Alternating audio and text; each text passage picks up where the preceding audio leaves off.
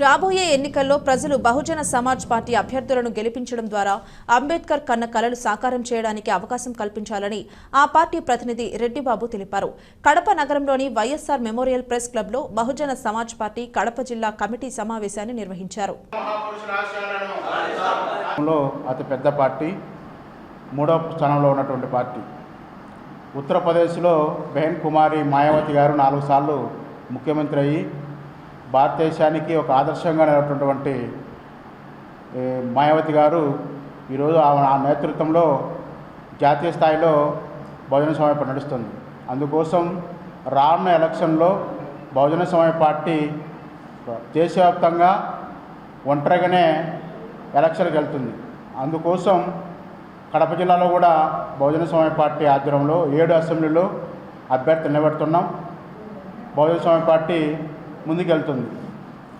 అన్ని కులాలు, SC, ST, BC, minority కులాలు అన్నీ కూడా బహుజన సమాజ్ పార్టీలో కలిసి పనిచేస్తున్నాం. అందుకే పార్టీ పేరే బహుజన సమాజ్ పార్టీ అని ఉంది. పెద్ద ఎత్తున బీసీలు కూడా బహుజన సమాజ్ పార్టీలో చేరుతున్నారు. ఈరోజు బీసీ సంక్షేమం సంఘం రాష్ట్ర అధ్యక్షుడు రెడ్డిబాబు గారు, అదేవిధంగా రాష్ట్ర మాయావతి ఆధ్వర్యంలో మరి రాష్ట్ర అధ్యక్షులు సంక్షేమ మన ఆధ్వర్యంలో పూర్ణచంద్రరావు గారని డీజీపీగా ఉన్నారు. ఆయన కూడా రీసెంట్గా పార్టీలో చేరారు. ఆయన కూడా బీసీ సామాజిక వర్గానికి సంబంధించినటువంటి వ్యక్తి. వీరందరూ కూడా బహుజన సమాజ్ పార్టీ అభివృద్ధి కోరుకున్నటువంటి వ్యక్తులు. ఎవరైతే ఎస్సీ, ఎస్టీ, బీసీ, మైనార్టీ ఉన్నారో ఈ భారతదేశంలో బహుజన సమాజ్ పార్టీ అధికారంలోకి వచ్చి మాయావతి గారి ప్రధాని అయితే అంబేద్కర్ రచించినటువంటి ఏవైతే ఫలాలు ఉన్నాయో రాజ్యాంగంలో పొందుపరిచిన ఫలాలు బహుజన కులాలకు చేరువవుతాయి. అందుకోసం అందరూ కూడా ఈ భారతదేశంలో ఉన్నటువంటి ఎస్సీ, ఎస్టీ, బీసీ, మైనార్టీ ప్రజలందరూ కూడా ఏకమై బహుజన సమాజ్ పార్టీని అధికారంలో తీసుకొచ్చుకుంటే అంబేద్కర్ ఏదైతే కళ్ళగడు ఆ కళలు ఈ పేద బహుజన ప్రజలకు చేరుతాయని చెప్పి ఉద్దేశంతోనే అందరం కూడా ఐక్యంగా ఈ కడప జిల్లాలో ఉన్నటువంటి 7 అసెంబ్లీలో ఎమ్మెల్యే అభ్యర్థులు నిలబెడుతున్నాం. రానున్న కాలంలో ఖచ్చితంగా విజయానికి కృషి చేస్తున్నాం. అందులో భాగంగానే రెడ్డిబాబు గారు కూడా ఈ సందర్భంగా పార్టీలో చేరడం జరిగింది. అందరం కూడా బీసీలో, ఎస్సీలో, బీసీ మైనార్టీలు అందరం కూడా కలిసి రానున్న ఎలక్షన్లో ముందుకెళ్తామని చెప్పి సందర్భంగా తెలియజేస్తున్నాం.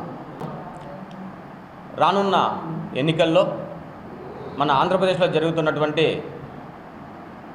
రాజ్యాధికార దిశగా బీసీ, ఎస్సీ, ఎస్టీ, మైనార్టీలు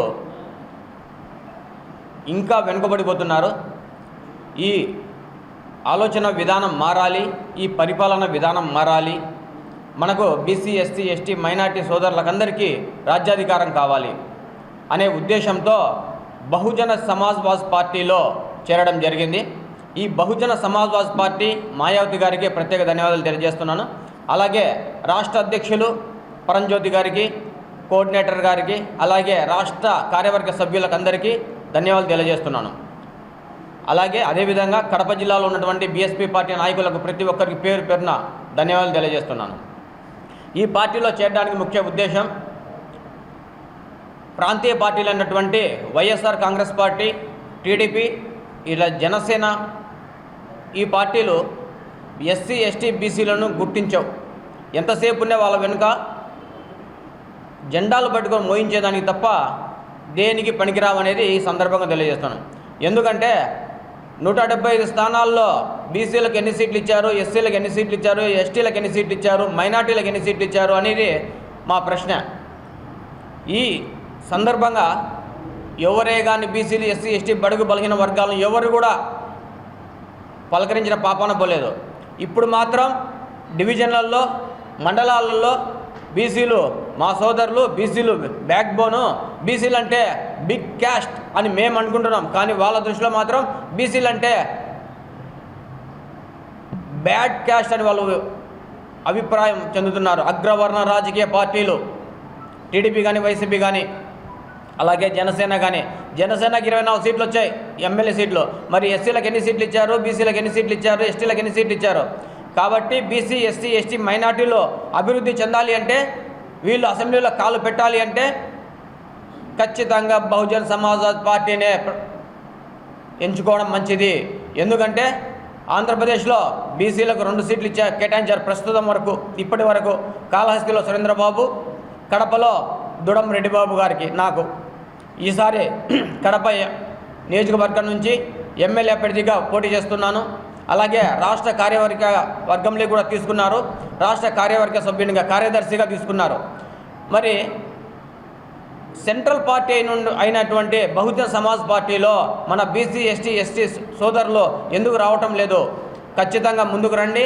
మన రాజ్యాధికారం సాధించుకోవాలి, మనం అసెంబ్లీ కాళ్ళు పెట్టాలి.